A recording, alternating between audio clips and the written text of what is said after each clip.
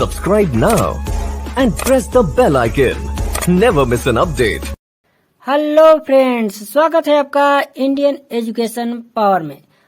आज हम प्रश्नावली 6.2 के प्रश्नों को हल करेंगे और पहला प्रश्न में देख सकते हैं लिखा गया है आकृति 6.17 पहला और दूसरा में डीई समांतर है बीसी के।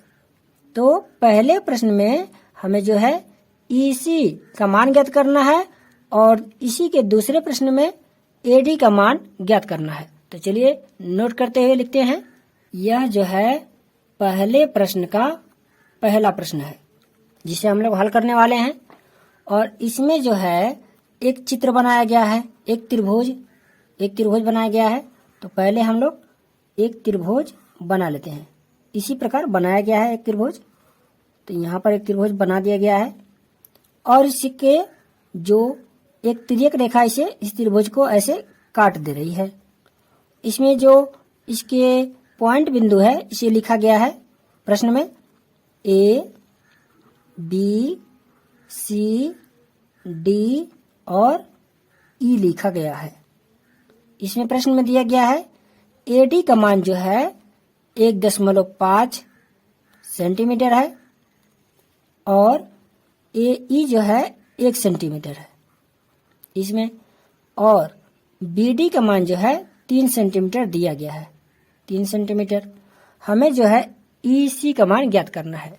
तो लिखेंगे प्रश्न में त्रिभुज, इसे हल करते हुए लिखेंगे त्रिभुज ए बी सी में डीई बराबर डीई समांतर, प्रश्न में दिया गया था ये वाला पॉइंट, डीई समांतर है बीसी के। तो लिखेंगे इसलिए आधारभूत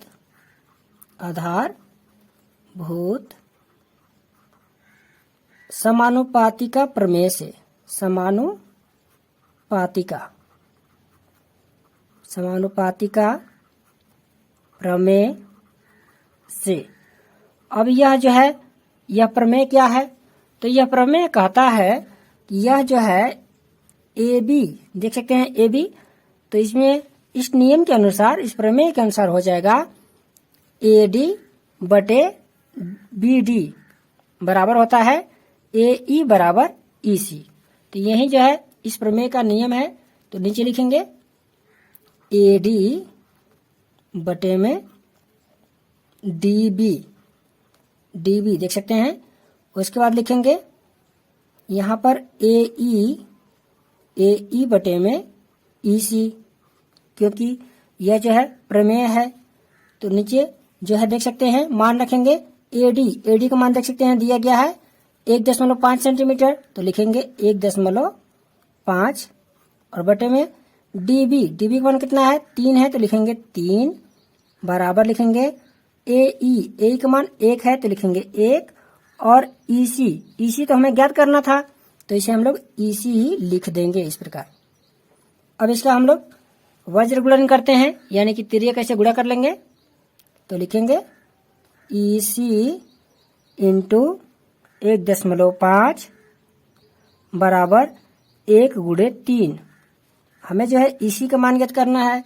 तो लिखेंगे ईसी बराबर 3 का गुणा कर लेते हैं 1 में, तो 3 प्राप्त होगा और इसके बट्टे में लिखेंगे 1.5, क्योंकि इसका पक्षांतर कर रहे हैं हम लोग। तो ये हो जाएगा 1.5 और जब इसे सरल करेंगे, हल करेंगे, तो यह हो जाएगा ईसी बराबर हो जाएगा, यहाँ पर दशमलव जब हम लोग हटाएंगे तो अंश में यहाँ पर 1 0 बढ़ा देंगे, यानी कि लिखेंगे 30 बटे में 15 और 15 से 30 में भाग कर देंगे तो हमें जो है 2 ज्ञात हो जाएगा। नीचे लिखेंगे अतः ईसी बराबर 2 सेंटीमीटर। यह जो है पहले प्रश्न का पहला लग चुका है। अब जो है इसके दूसरे प्रश्न को हल करते हैं। दूसरा प्रश्न हल करने वाले हैं। दूसरा प्रश्न में भी एक जो है चित्र बना दिया गया है, तो इसे हम लोग पहले बना लेते हैं। इसमें जो है इस प्रकार चित्र बना दिया गया है। इस प्रकार, और इसमें एक तिर्यक रेखा इसे काट रही है। इसमें भी पॉइंट बिंदुओं को नोट किया गया है। लिखेंगे ए, बी, सी, डी और यहाँ पर ई। प्रश्न में दिया गया है 7.2 सेंटीमीटर, 1.8 सेंटीमीटर और यहाँ पर 5.4 सेंटीमीटर लिखा गया है। हमें जो है एडी का मान ज्ञात करना है, तो ठीक इसी प्रकार इस प्रश्न को भी हल करेंगे। लिखेंगे त्रिभुज ए बी सी में डीई समांतर है बीसी के। डी समांतर किसके? बीसी के। लिखेंगे इसलिए आधारभूत समानुपातिका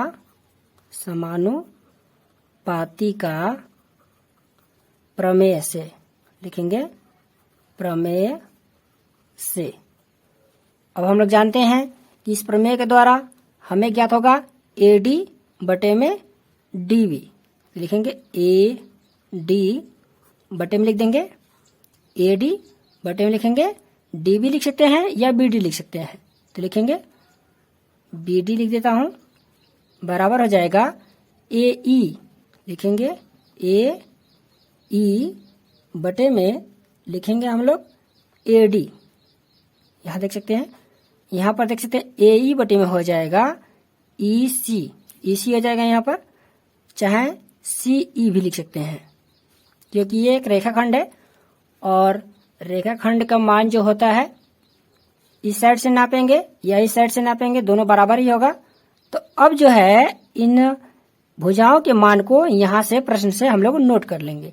देख सकते हैं एडी का मान तो हमें ज्ञात करना है, तो ऐसे ही नोट करेंगे। एडी का मान ऐसे लिख लेंगे बटे में बीडी। देख सकते हैं बीडी का मान कितना है 7.2, तो लिखेंगे 7.2 बराबर ए ई कितना है 1.8, तो लिखेंगे 1.8 बटे में ईसी। देख सकते हैं कितना है ईसी या सी भी बोल सकते हैं इसे, यह है 5.4, तो लिखेंगे 5.4।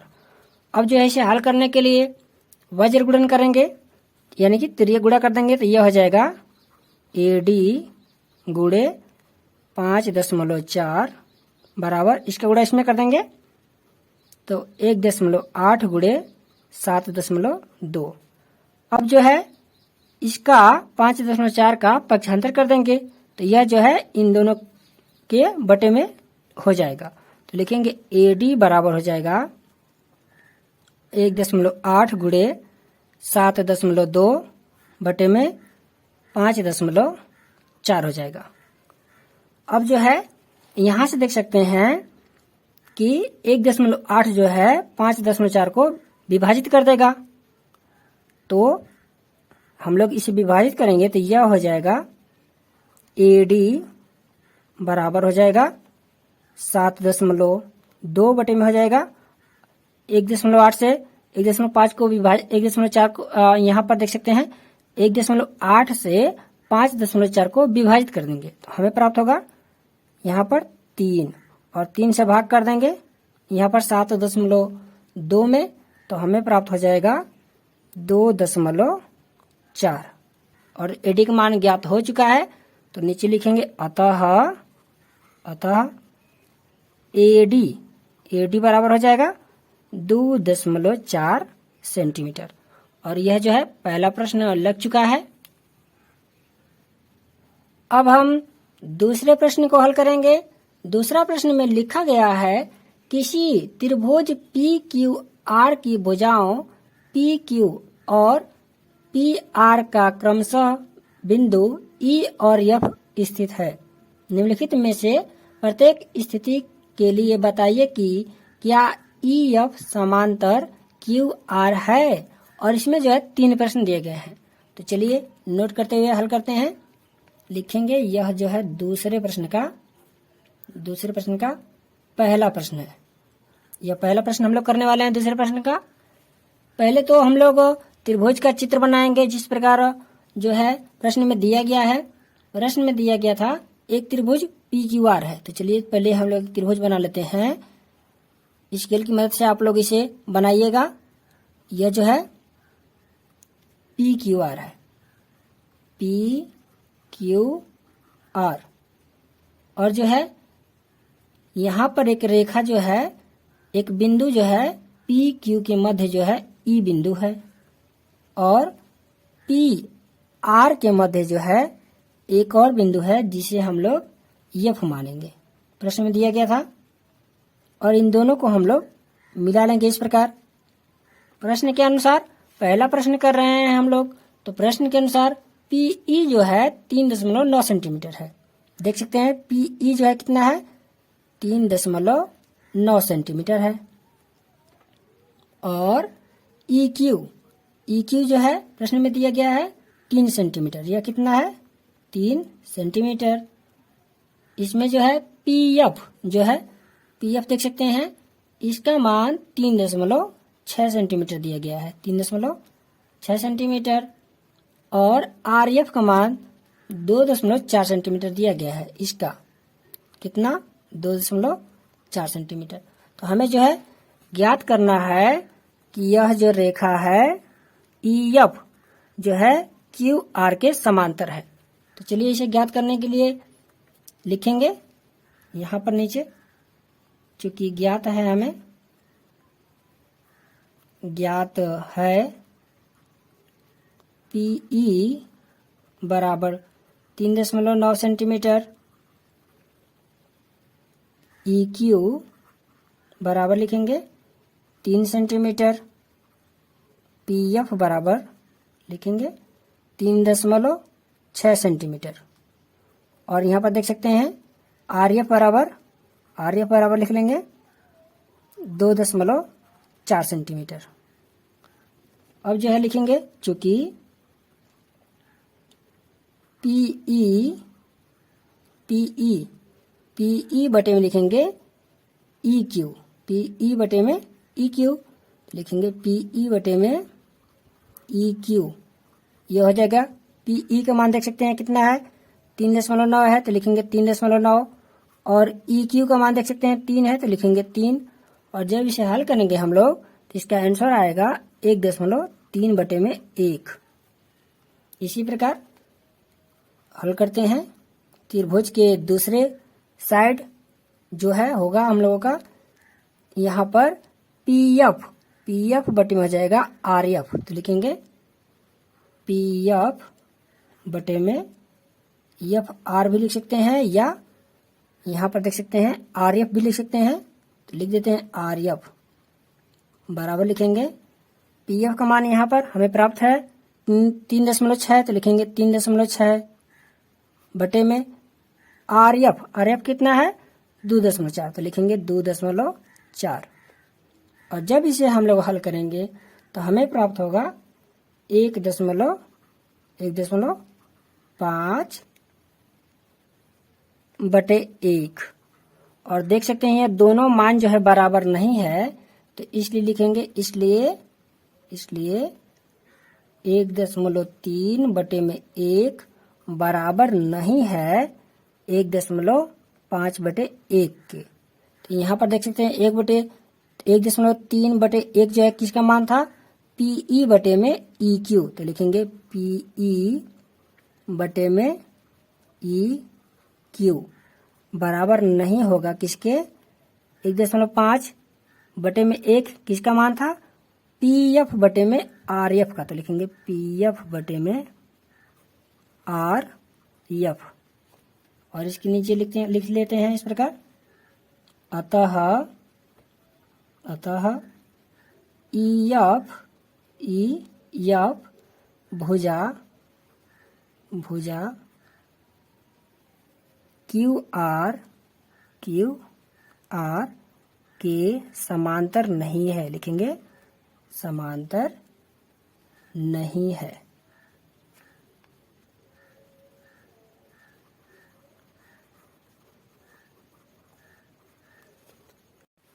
अब हम दूसरे प्रश्न के ही दूसरे प्रश्न को हल करेंगे।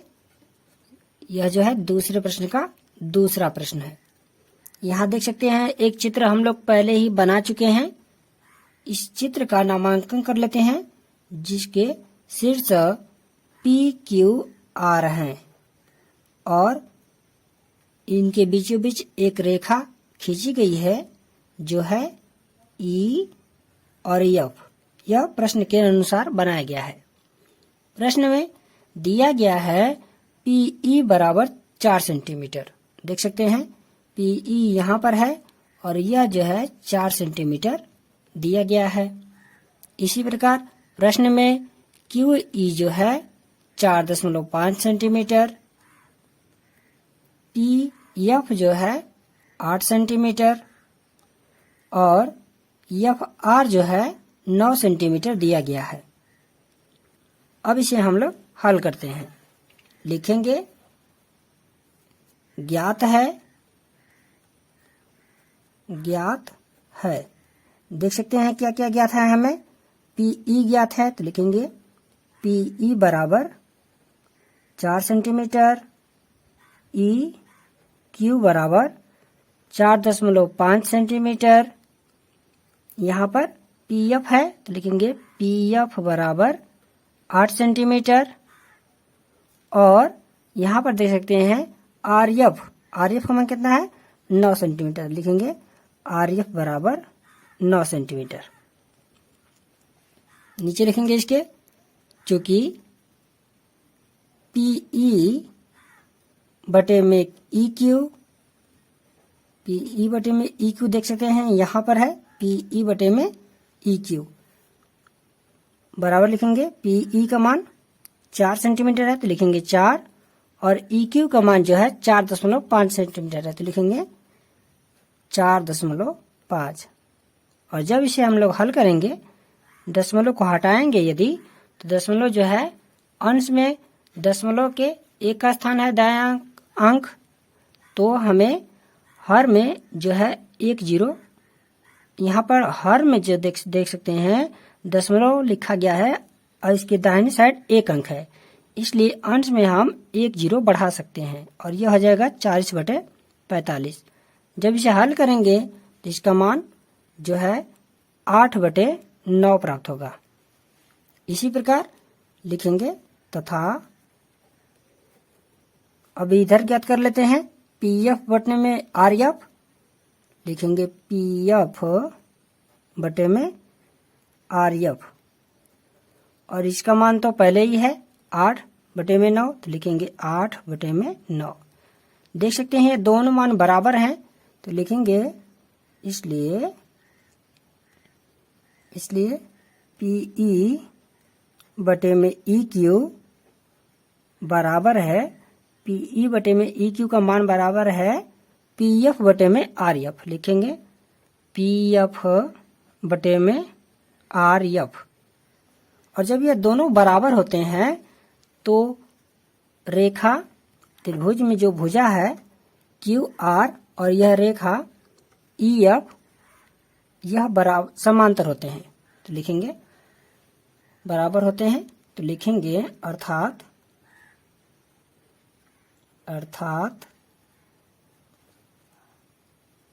भुजा QR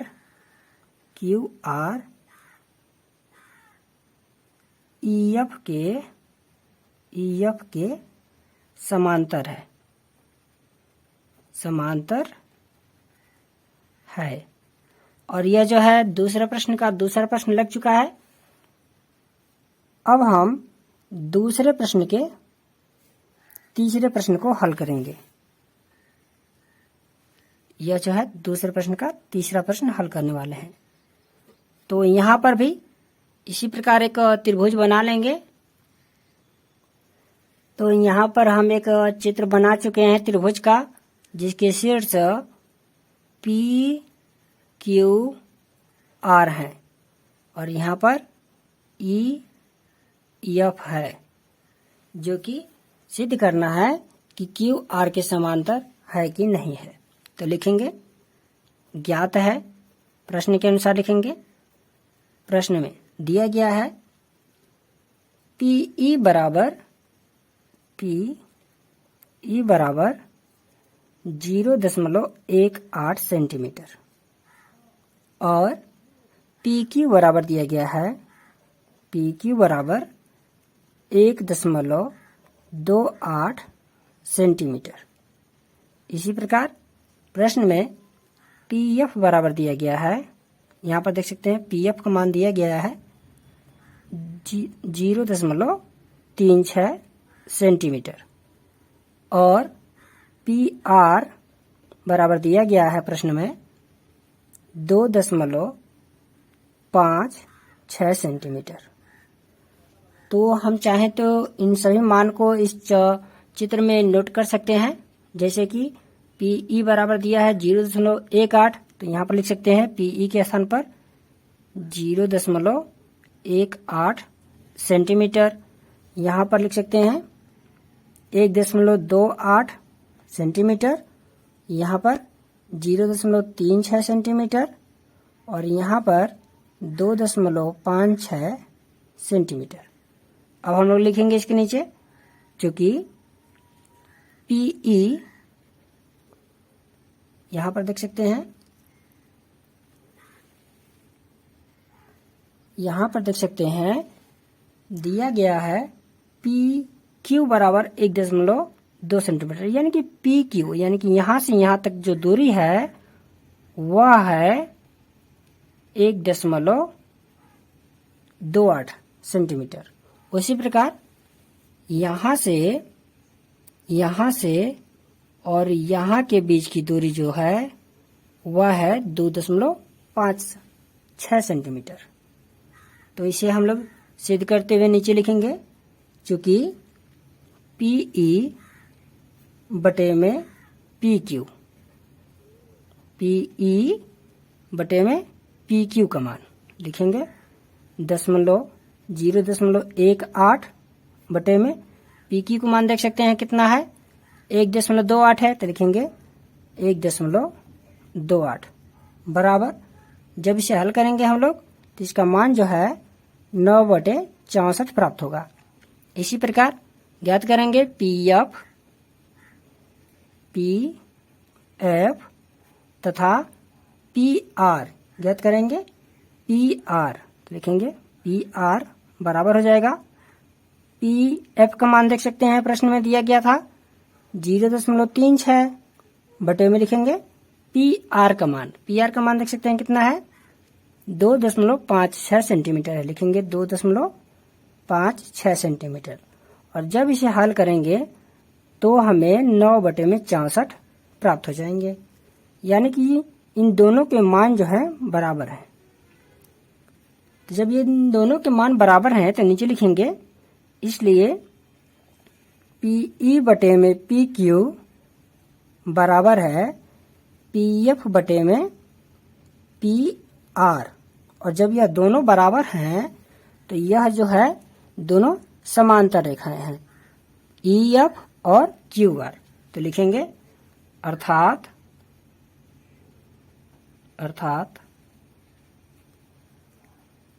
ई एफ भुजा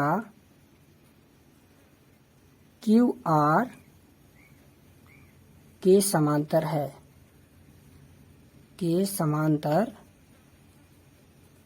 है, और यह जो है प्रश्न लग चुका है।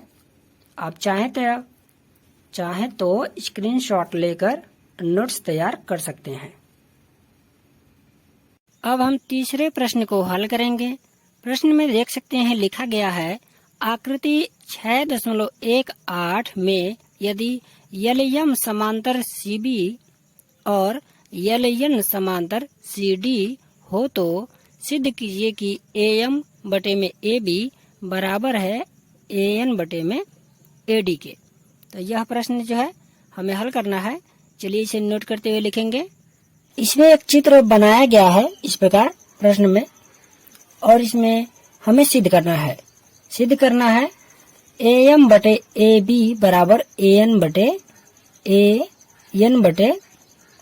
एडी हमें सिद्ध करना है। तो इसके नीचे लिखेंगे त्रिभुज, यहाँ पर लिख लेता हूँ त्रिभुज ए बी सी में यल यम समांतर है सी बी के, ठीक है। और इसमें लिखेंगे इसके नीचे आगे ज्ञात है। ज्ञात है क्यों लिख रहे हैं, क्योंकि यह जो है प्रश्न में दिया गया है। अब जो है इसके नीचे लिखेंगे, इसलिए मूलभूत समानुपातिका प्रमेय से, समानुपातिका प्रमेय से, तो समानुपातिका प्रमेय से हम लोग हल करेंगे इसे। यह जो है तीसरा प्रश्न चल रहा था और इसे हम लोग हल करने वाले हैं, कर रहे हैं।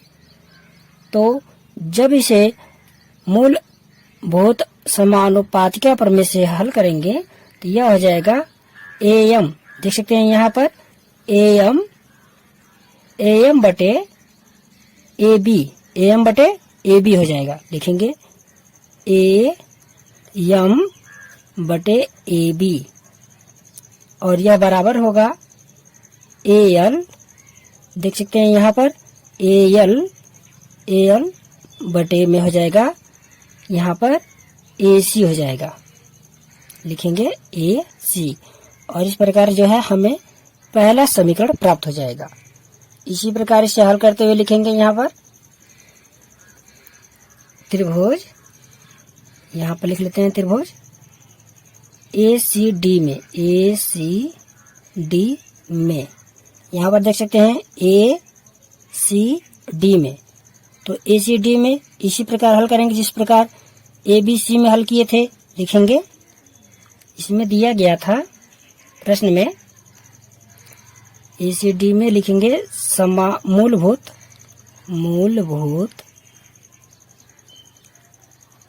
समानुपातिका प्रमेय से, क्या लिखेंगे समानुपातिका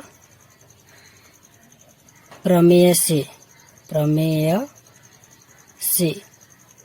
तो इसे हल करते हैं। देख सकते हैं इसमें ए सी डी में ये हो जाएगा ए एल बटे हो जाएगा ए सी। लिखेंगे ए एल बटे हो जाएगा ए सी और यह बराबर हो जाएगा ए एन बटे ए डी के। तो लिखेंगे ए एन बटे में ए डी और यह जो है हम लोग का दूसरा समीकरण जो है प्राप्त होता है।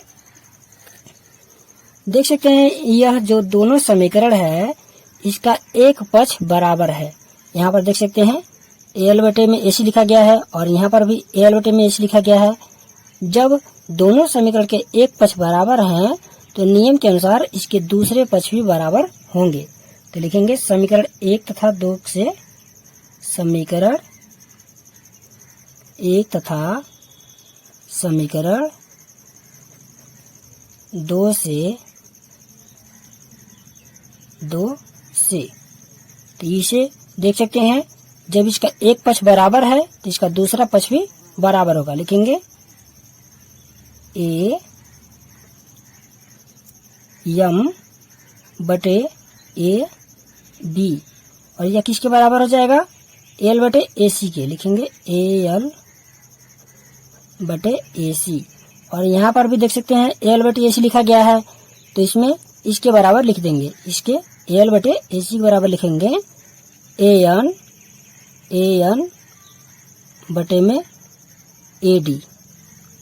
इसलिए ए एम बटे में ए बी बराबर ए एन बटे में ए डी और यही था जो हमें सिद्ध करना था और यह सिद्ध हो चुका है। इसे हम यहाँ पर लिख सकते हैं सिद्ध हुआ और यह प्रश्न लग चुका है। अब हम चौथे प्रश्न को हल करेंगे। प्रश्न में लिखा गया है आकृति 6.19 में DE समांतर AC और DF समांतर AE है। सिद्ध कीजिए कि BF बटे में FE बराबर है BE बटे में EC के। तो यहाँ पर एक चित्र बनाया गया है जिसकी मदद से हम लोग इसे हल करेंगे। प्रश्न में जो है एक चित्र बनाया गया है, तो उस चित्र को हम लोग पहले यहाँ पर बना लेते हैं। यहाँ पर जो है चित्र देख सकते हैं, एनसीईआरटी बुक में दिया गया है, यह इस प्रकार बनाया गया है, इस प्रकार। तो चलिए इसे मैं जल्दी जल्दी से बना लेता हूँ। और यहाँ जो है हम लोग का बुक के अनुसार जो प्रश्न है वह तैयार होने वाला है। और यह जो है हम लोगों का प्रश्न में दिया हुआ जो चित्र है वह तैयार हो चुका है। बस अब हमें जो है इसके जो शीर्ष हैं उसे अंकित करना है। तो प्रश्न में यहाँ पर A, B, C और यहाँ पर D और E और F को दर्शाया गया है। तो अब हम इसे हल करने वाले हैं। और यह जो है चौथा प्रश्न है। तो नीचे लिखेंगे इसे हल करने के लिए, लिखेंगे त्रिभुज ABC में DE समांतर AC ज्ञात है। प्रश्न में दिया गया है इसलिए लिखेंगे ज्ञात है। और इसके नीचे लिखेंगे इसलिए मूलभूत समानुपातिका प्रमेय से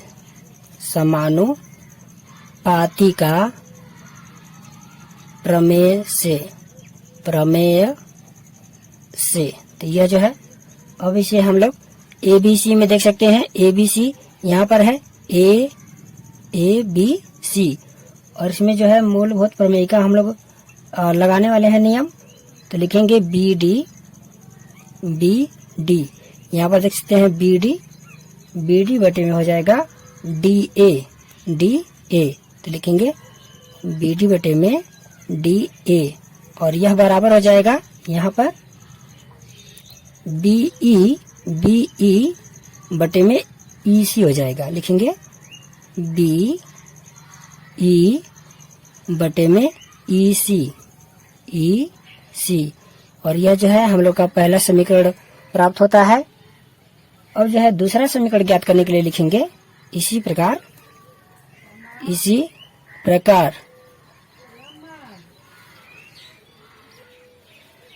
त्रिभुज ABE में देखेंगे, लिखेंगे त्रिभुज ABE में। यहाँ पर देख सकते हैं त्रिभुज है ABE, तो इसे भी मूलभूत समानुपातिका प्रमेय से हल करेंगे। लिखेंगे BD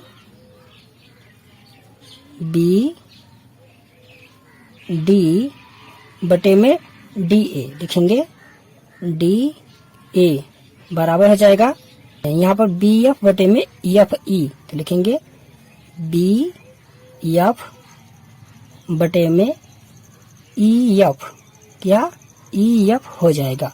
और यह जो है हमें दूसरा समीकरण ज्ञात हो जाएगा। अब देख सकते हैं कि यह दोनों समीकरण जो है, इसका दोनों समीकरण का एक पक्ष बराबर है। यहाँ पर देख सकते हैं इसका बायां पक्ष दोनों समीकरण का बायां पक्ष बराबर है।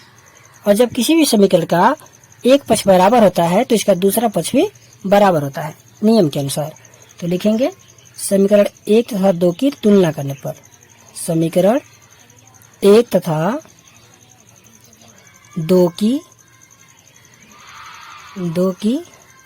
तुलना से देख सकते हैं तीसरे समीकरण में भी, तीसरे प्रश्न में भी हम लोग इसी प्रकार हल किए थे और चौथा जो प्रश्न है इसी प्रकार है।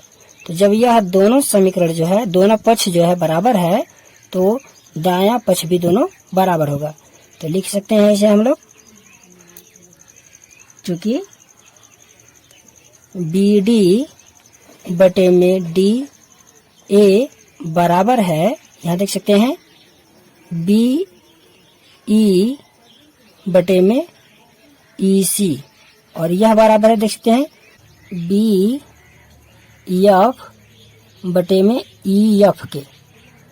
तो यहाँ पर जो है हम लोग लिख सकते हैं, इसे छोड़ते हुए इन दोनों को हम लोग लिख सकते हैं, लिखेंगे, इसलिए बी ई बटे में ई सी, और यह बराबर होगा, हम लोगों का यहाँ पर ज्ञात होगा, बी एफ बटे में ई एफ, और यही जो था हमें ज्ञात करना था, तो लिखेंगे सिद्ध हुआ, यहाँ पर लिखेंगे सिद्ध हुआ, सिद्ध हुआ। और यह जो है चौथा प्रश्न भी लग चुका है, आप चाहें तो स्क्रीनशॉट लेकर एक नोट्स तैयार कर सकते हैं। अब हम पांचवें प्रश्न को हल करेंगे। प्रश्न में देख सकते हैं लिखा गया है कि आकृति 6.20 में डी ई समांतर ओ क्यू और डी एफ समांतर ओ आर है। दर्शाइए कि ई एफ समांतर क्यू आर है।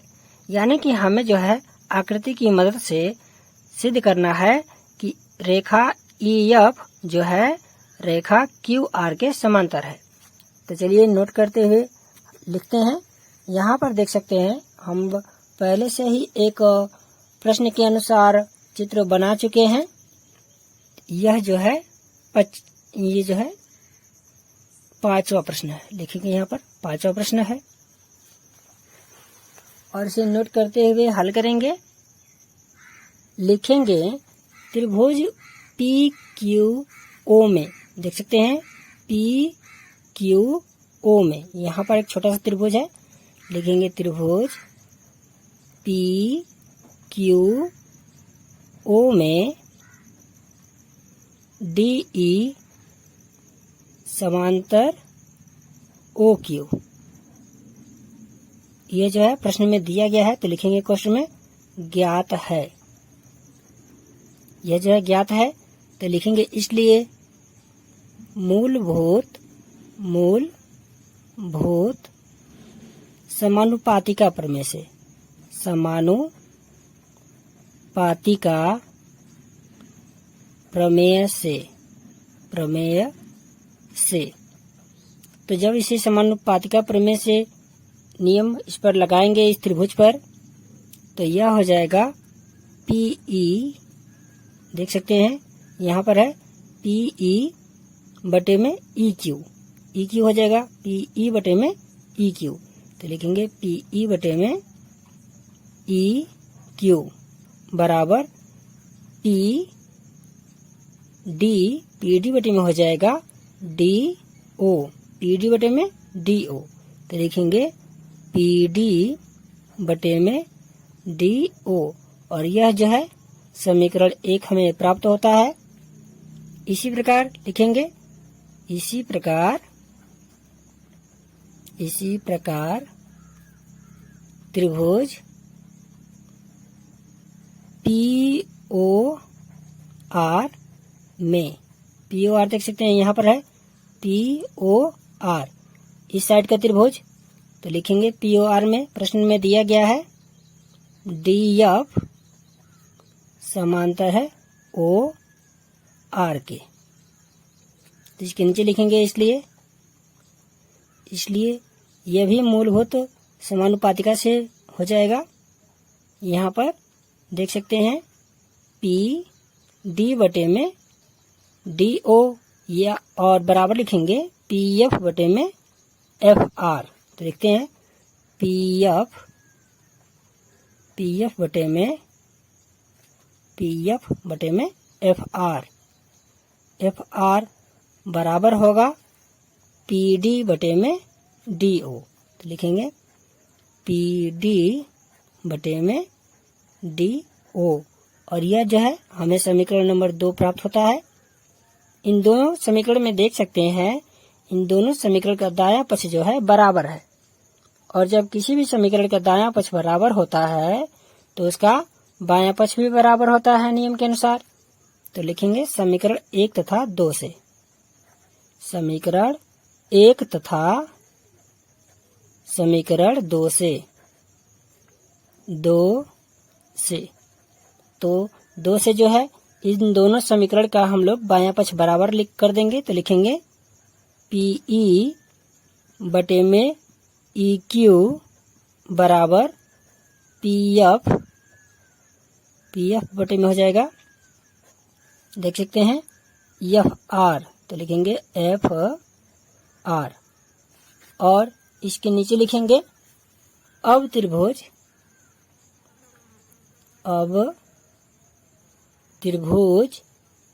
PQR में देख सकते हैं यहाँ पर है PQR, ये बड़ा वाला त्रिभुज जो है इसमें लिखेंगे चूंकि E और F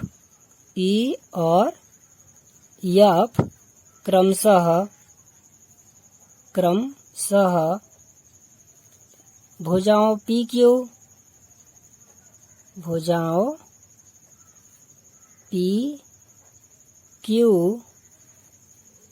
और यहाँ पर देख सकते हैं PR, यहाँ पर है PR, PQ और PR पर स्थित है।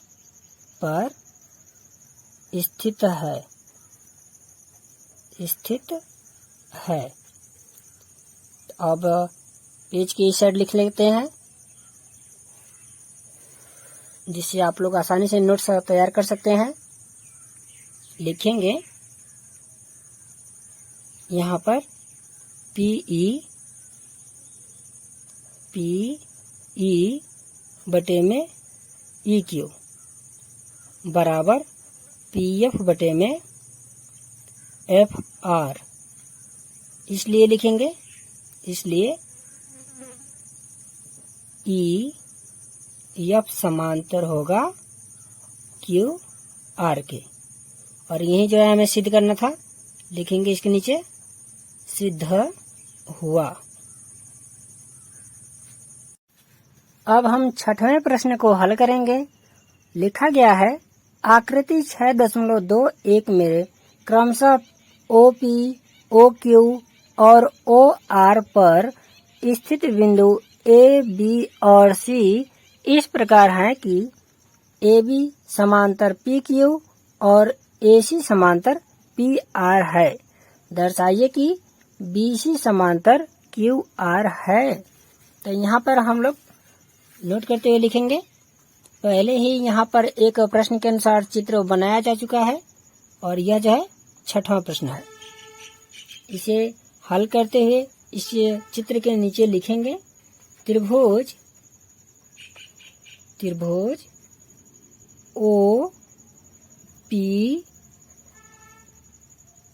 में, देख सकते हैं OPQ में यहाँ एक त्रिभुज बनाया गया है। इस त्रिभुज को हम लोग लेंगे और लिखेंगे में प्रश्न के अनुसार AB समांतर PQ, जो कि हमें ज्ञात है, प्रश्न में दिया गया है। तो इसलिए लिखेंगे, इसलिए मूलभूत समानुपातिका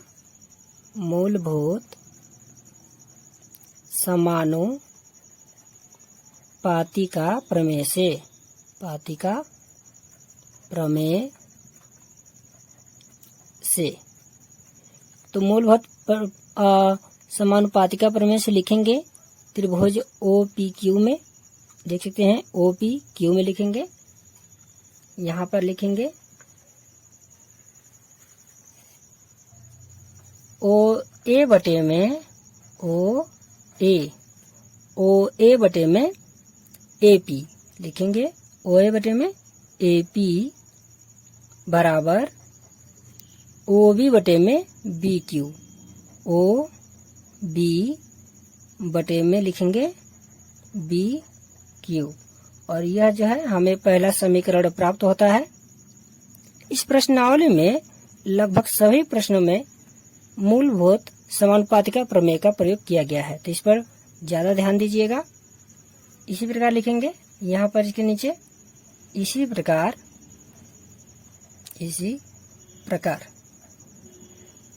अब हम लोग जो है त्रिभुज OPR का प्रयोग करेंगे। लिखेंगे त्रिभुज OPR में प्रश्न के अनुसार लिखेंगे AC समांतर जो है PR है, जो कि प्रश्न के अनुसार हमें ज्ञात है। तो इसके नीचे लिखेंगे इसलिए मूलभूत समानुपातिका प्रमेय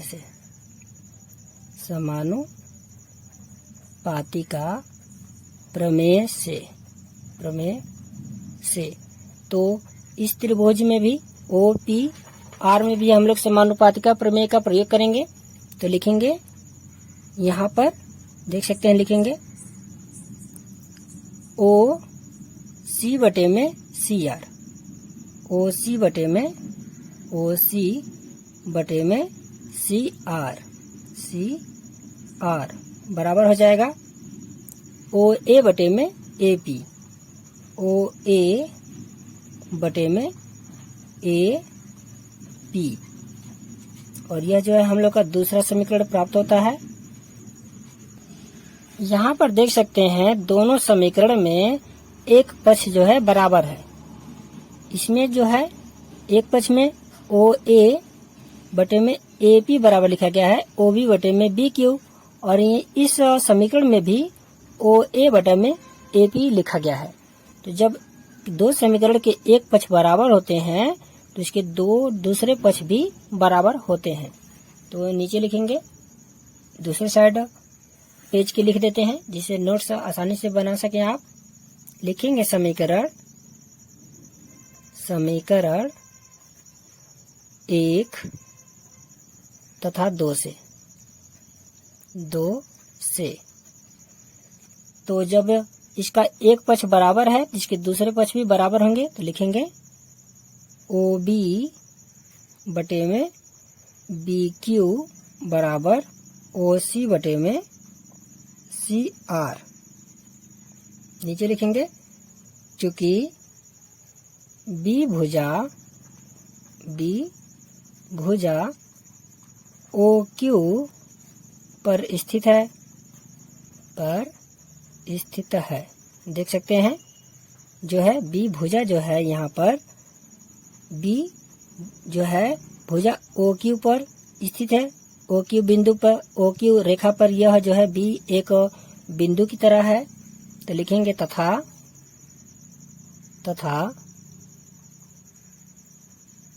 यहाँ पर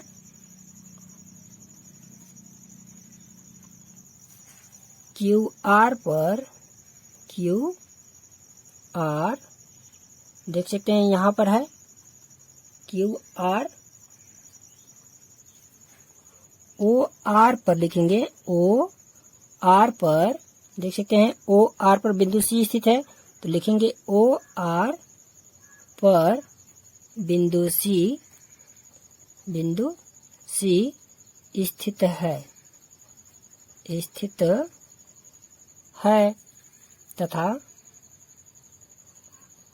तथा हमें ज्ञात है कि OB बटे में BQ बराबर OC बटे में CR, इसलिए BC जो है समांतर होगी QR के, और नीचे लिख देंगे सिद्ध हुआ। यही जो है हमें सिद्ध करना था। तो यह प्रश्न, छठवां प्रश्न भी लग चुका है। अब हम 7वें प्रश्न को हल करेंगे। प्रश्न में लिखा गया है, प्रमेय 6.1 का प्रयोग करते हुए सिद्ध कीजिए कि एक त्रिभुज की एक भुजा के मध्य बिंदु से होकर दूसरी भुजा के समांतर खींची गई रेखा तीसरी भुजा को समद्विभाजित करती है। और कोष्टक में लिखा गया है, याद कीजिए कि आप इसे कक्षा 9 में सिद्ध कर चुके हैं। तो चलिए इसे हल करते हैं। सबसे पहले प्रमेय 6.1 के अनुसार हम एक त्रिभुज का निर्माण करेंगे। यहाँ पर एक त्रिभुज बना लेते हैं जो प्रमेय 6.1 के अनुसार होगी। यहाँ पर इस प्रकार बना लेते हैं। एक स्केल की मदद से बहुत ही आसानी से बन जाएगा। तो यहाँ पर जो है हम लोग का त्रिभुज तैयार हो चुका है। अब इसे जो है एक रेखा प्रतिच्छेदित करती है। तो चलिए इसे प्रतिच्छेदित कराते हैं एक रेखा से इस प्रकार, यहाँ पर ऐसे। अब इसका नामांकन कर लेंगे। ऊपर लिख लेंगे ए, बी और यहाँ पर सी। और यह जो है तिर्यक रेखा जो इसे विभाजित करती है, तो इसे लिखेंगे डी और ई। प्रश्न के अनुसार जो है यह दोनों रेखाएं बराबर होंगी, तो इसमें नीचे लिखेंगे हम जानते हैं कि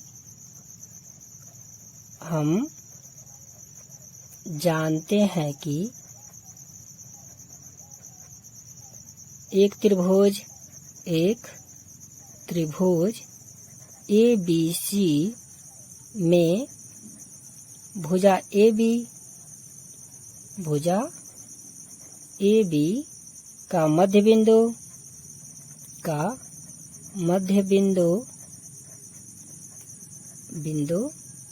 D है। देख सकते हैं भुजा AB का मध्य बिंदु D है। नीचे लिखेंगे तथा AC पर E इस प्रकार है कि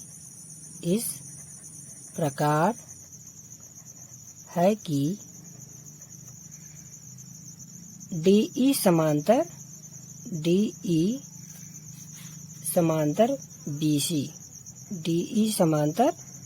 BC। यह जो है देख सकते हैं DC समांतर है BC के। तो लिखेंगे इसलिए मूलभूत समानुपातिका प्रमेय से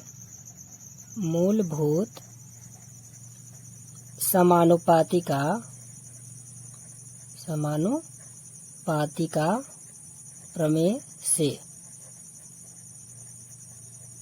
यह हो जाएगा। मूलभूत समानुपातिका प्रमेय से लिखेंगे AD बटे में DB। यहाँ पर लिख सकते हैं AD बटे में DB। लिखेंगे AD बटे में DB बराबर हो जाएगा AE बटे में EC। यहाँ पर लिखेंगे EC। और इस प्रकार जो है हमें पहला समीकरण प्राप्त होता है।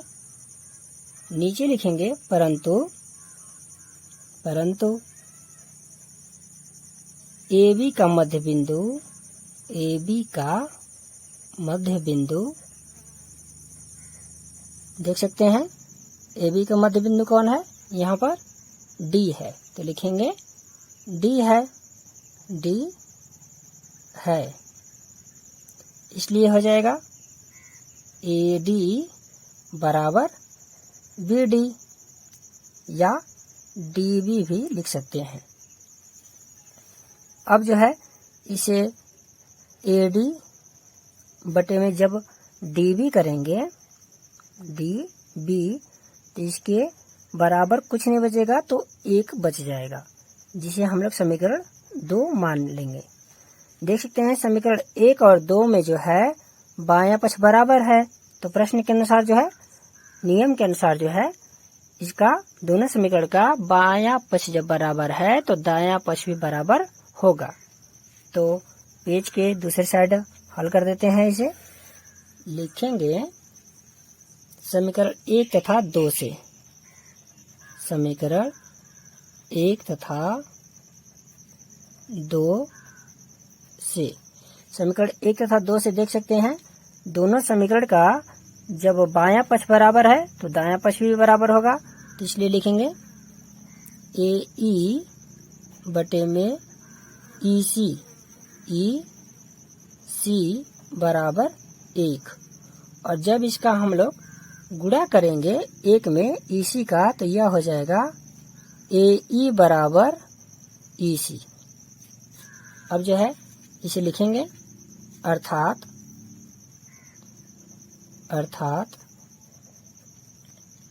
E भुजा AC का मध्य बिंदु है। AC का मध्य बिंदु है।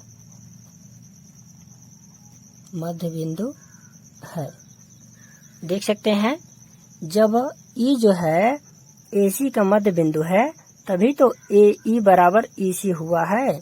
तो इसके नीचे लिखेंगे, अतः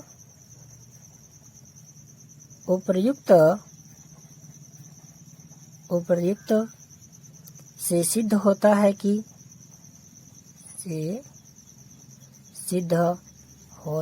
कि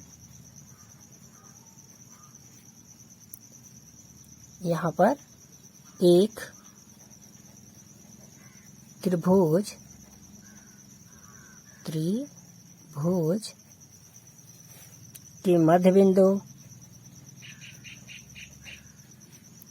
के मध्य बिंदु से होकर दूसरी भुजा के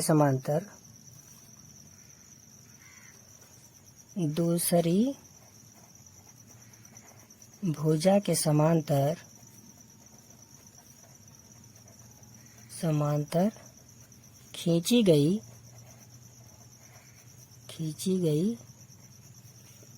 रेखा तीसरी भुजा को समद्विभाजित करती है। तीसरी भुजा को समद्विभाजित करती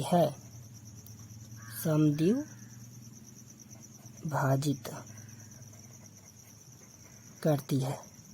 और यही जो है हमें सिद्ध करना था।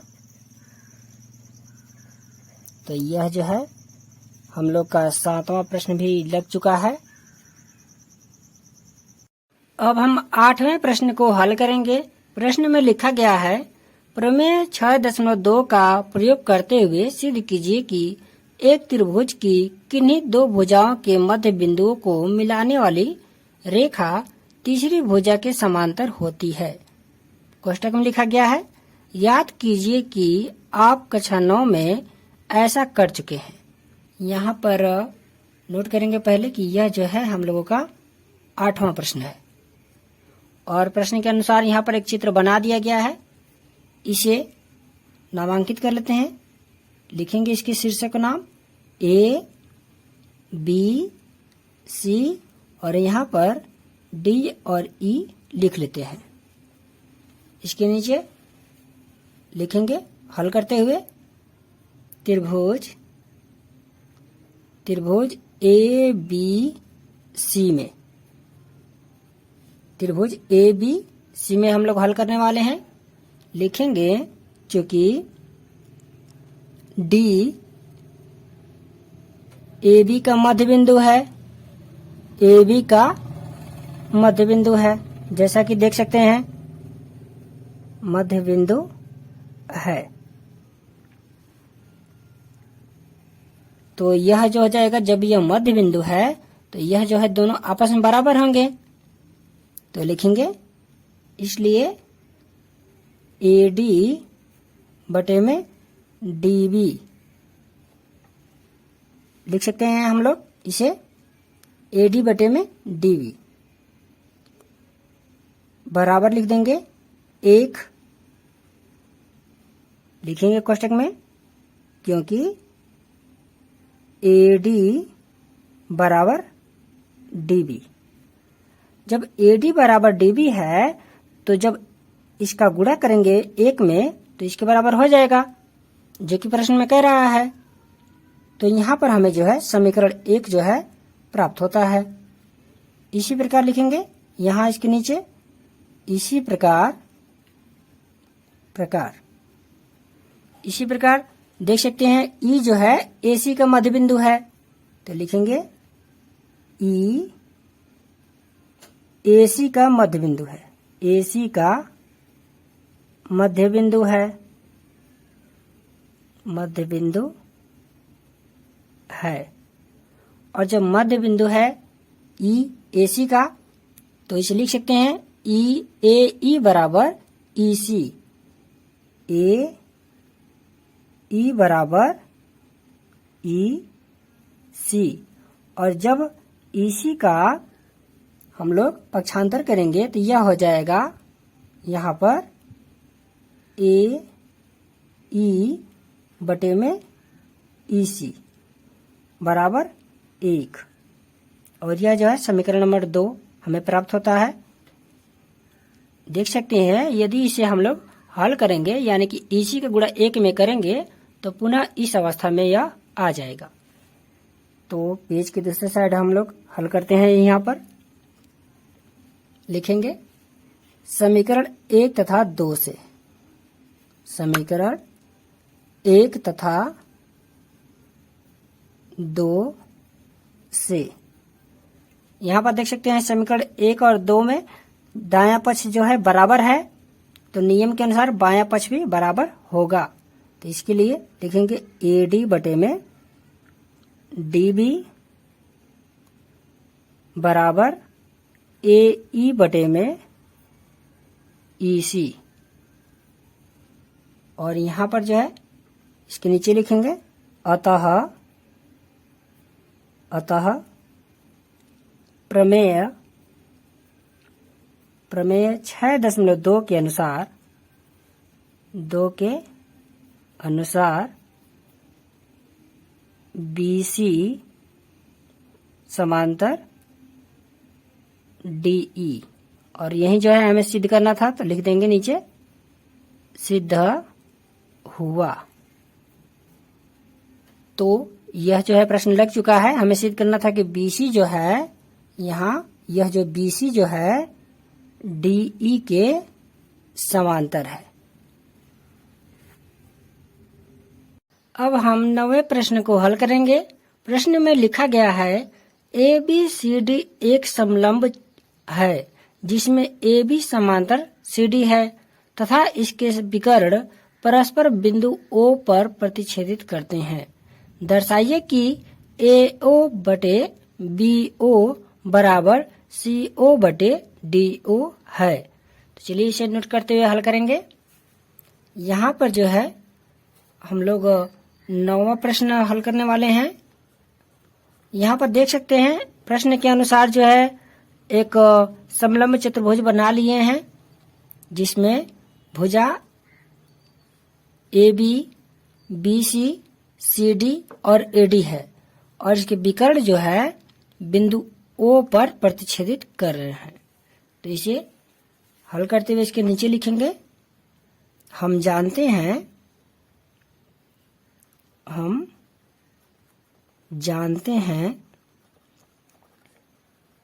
कि एक समलंब चतुर्भुज में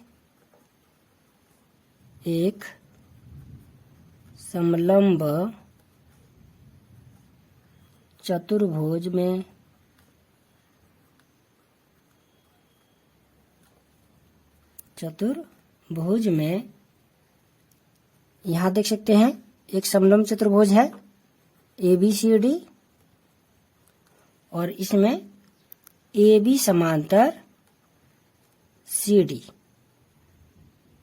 जो है या DC दिया गया है।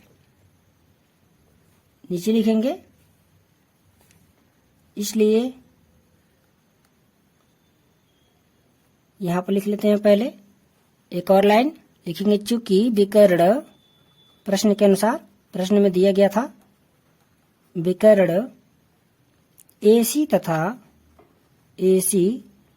तथा BD, यहाँ पर देख सकते हैं AC और BD दोनों जो है बिंदु O पर प्रतिच्छेदित कर रहे हैं, उसी को लिखेंगे AC तथा BD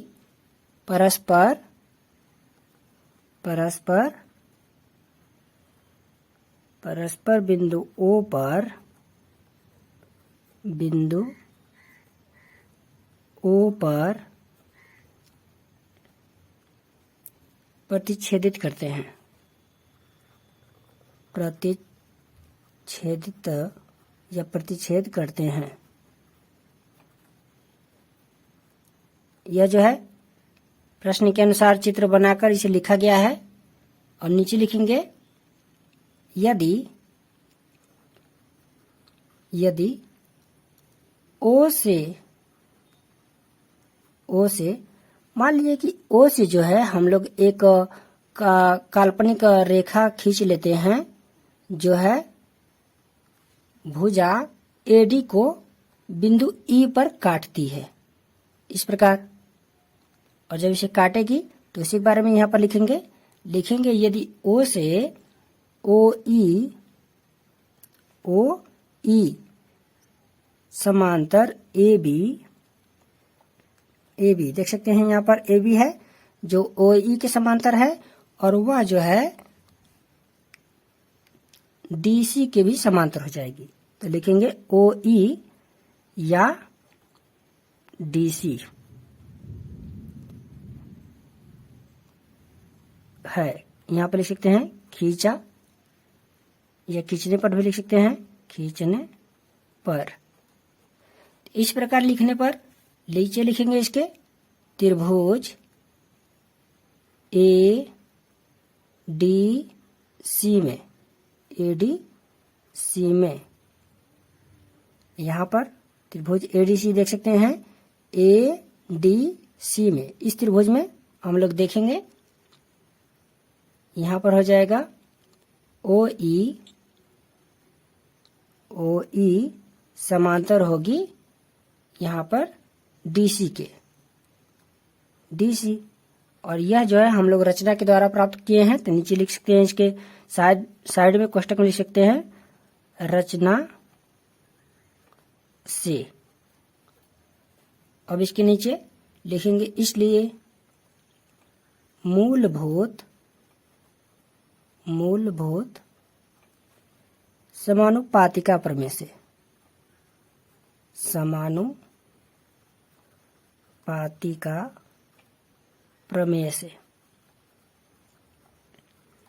जब इसे समानुपातिका प्रमेय से हल करेंगे तो यह हो जाएगा ए ई बटे में ई डी, देख सकते हैं ए ई बटे में ई डी हो जाएगा। तो लिखेंगे ए ई बटे में ई डी बराबर लिखेंगे ए ओ बटे में ओ सी, ए ओ बटे में ओ सी लिखें या सी ओ लिखें, बात एक ही है क्योंकि यह भुजा है। लिखेंगे सी ओ और यह जो है हमें समीकरण 1 प्राप्त होता है। लिखेंगे नीचे इसी प्रकार यहाँ पर इसे हल कर लेते हैं। इस साइड पेज के दूसरे साइड यहाँ पर हल करते हैं। लिखेंगे इसी प्रकार त्रिभुज ए बी डी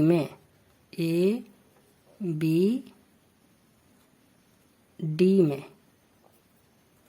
देख सकते हैं त्रिभुज ए बी डी कहाँ है, यहाँ पर है ए बी डी में। इस त्रिभुज में इसे लिखेंगे ओ ई,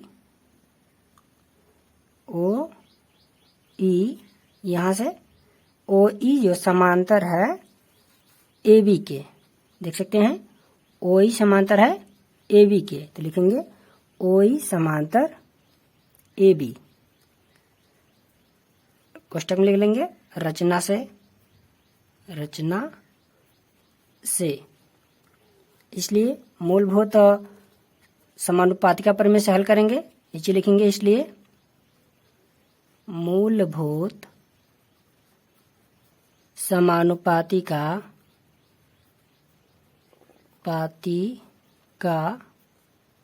प्रमेय से। तो चलिए मूलभूत समानुपातिका प्रमेय से इसे हल करते हैं। यह हो जाएगा यहाँ पर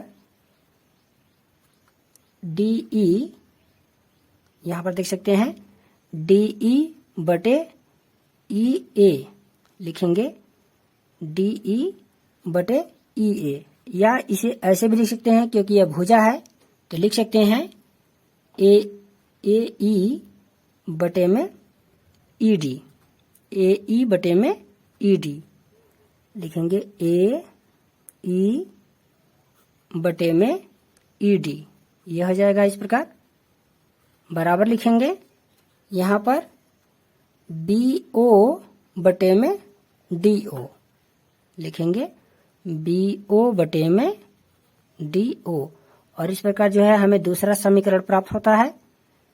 अब इन दोनों समीकरण में देखेंगे कि दोनों समीकरण में यहाँ पर देख सकते हैं बायां पक्ष जो है दोनों का बराबर है, और जब दोनों बायां पक्ष बराबर है तो इन समीकरण का दायां पक्ष भी बराबर होगा।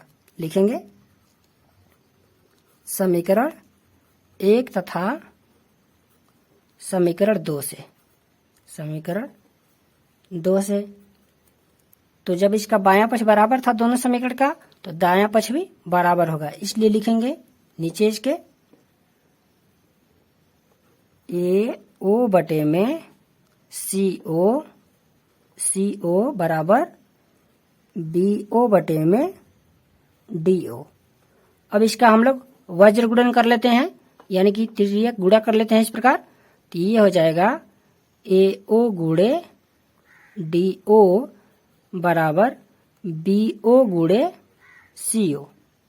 हमें जो है इसे ज्ञात करना है, ए ओ बटे में बी ओ को ला देंगे तो ये हो जाएगा बी ओ बराबर सी ओ बटे में हो जाएगा डी ओ, और यही जो था हमें सिद्ध करना था तो नीचे लिख देंगे सिद्ध हुआ, सिद्ध हुआ। और यह जो है 9वां प्रश्न लग चुका है। अब हम 10वें प्रश्न को हल करेंगे। प्रश्न में लिखा गया है एक त्रिभुज ए बी सी डी के विकर्ण परस्पर बिंदु O पर इस प्रकार प्रतिच्छेद करते हैं कि ए ओ बटे बी ओ बराबर सी ओ बटे में डी ओ है। दर्शाइए कि ए बी सी डी एक समलंब है। तो चलिए इसे नोट करते हुए हल करेंगे। यह जो है 10वां प्रश्न है। प्रश्न के अनुसार यहाँ पर एक समलंब चतुर्भुज बना लिया गया है जिसका जो विकर्ण AC और BD है, और यह जो है बिंदु O पर प्रतिच्छेद कर रहे हैं। तो इसके नीचे लिखेंगे हम जानते हैं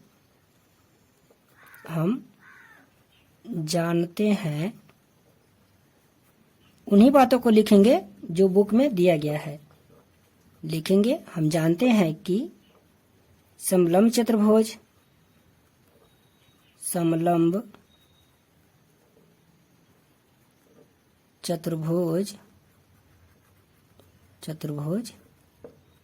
ABCD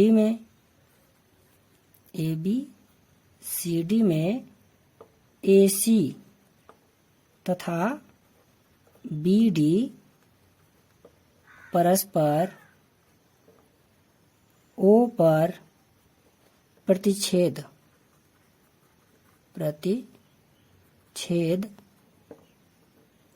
इस प्रकार करते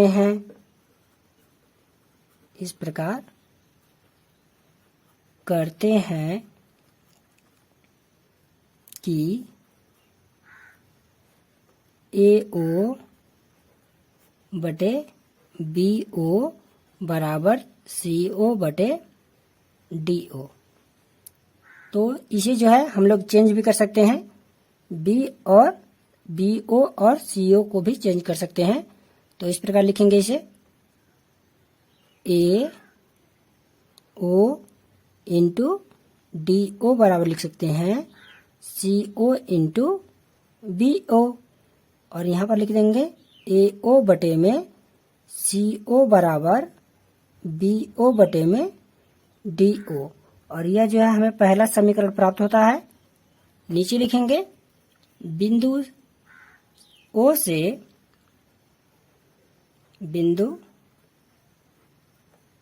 से अब देख सकते हैं बिंदु O यहाँ पर है। यहाँ पर जो है एक काल्पनिक रेखा खींचेंगे जो रेखा यहाँ पर देख सकते हैं, जो भुजा एडी को बिंदु ई पर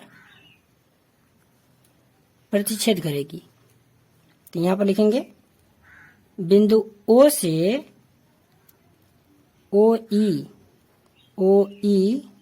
देख सकते हैं, ओ ई यहाँ पर है समांतर डी सी या ए बी खींचना, या ए बी खींचने पर ये जो है रचना है।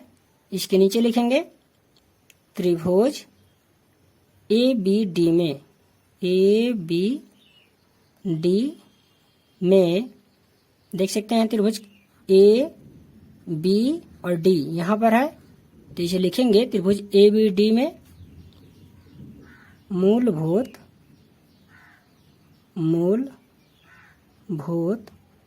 समानुपातिका प्रमेय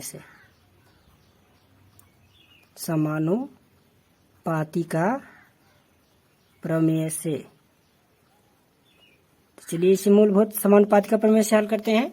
यह हो जाएगा हमें ज्ञात DE बटे में EA, DE बटे में देख सकते हैं यहाँ पर है DE बटे में EA बराबर हो जाएगा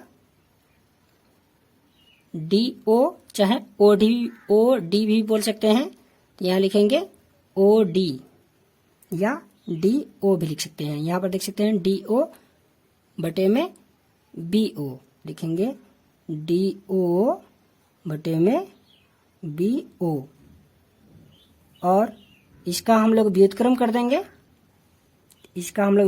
देंगे। तो यह हो जाएगा, पेज के इस साइड नोट कर लेते हैं जिससे आप आसानी से इसका नोट्स बना सकें।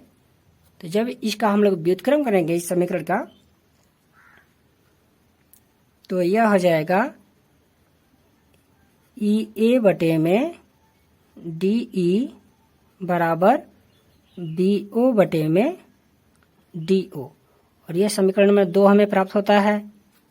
इसके नीचे लिखेंगे समीकरण 1 तथा 2 से, समीकरण 1 तथा 2 से यहाँ पर देख सकते हैं समीकरण 1 में जो है दायां पक्ष जो है समीकरण 2 के दायां पक्ष के बराबर है। यहाँ पर देख सकते हैं दोनों दायां पक्ष बराबर है, तो बायां पक्ष भी दोनों समीकरण का बराबर होगा। तो लिखेंगे यहाँ पर EA बटे DE बराबर AO बटे में CO बराबर BO बटे में DO। यह जो है तीनों बराबर होंगे। इसके नीचे लिखेंगे त्रिभुज ABC की भुजाओं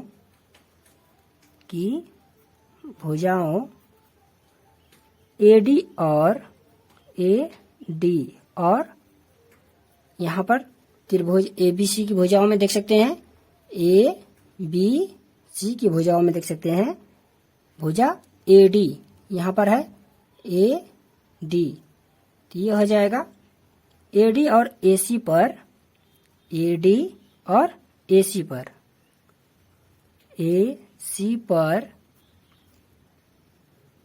स्थित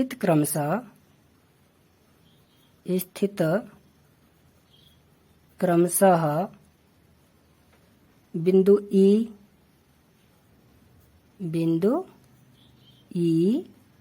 और O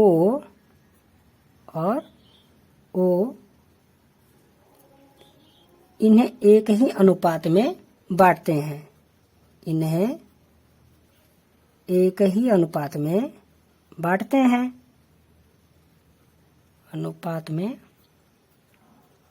बांटते हैं। तो इसके लिए लिखेंगे नीचे, इसलिए OE जो है DC के समांतर होगी, OE किसके समांतर होगी?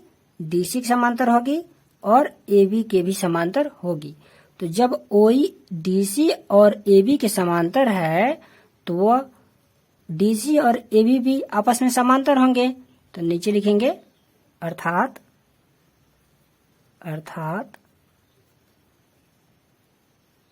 यहाँ पर AB समांतर DC लिखेंगे, AB समांतर होगी DC के। अतः ABCD एक समलंब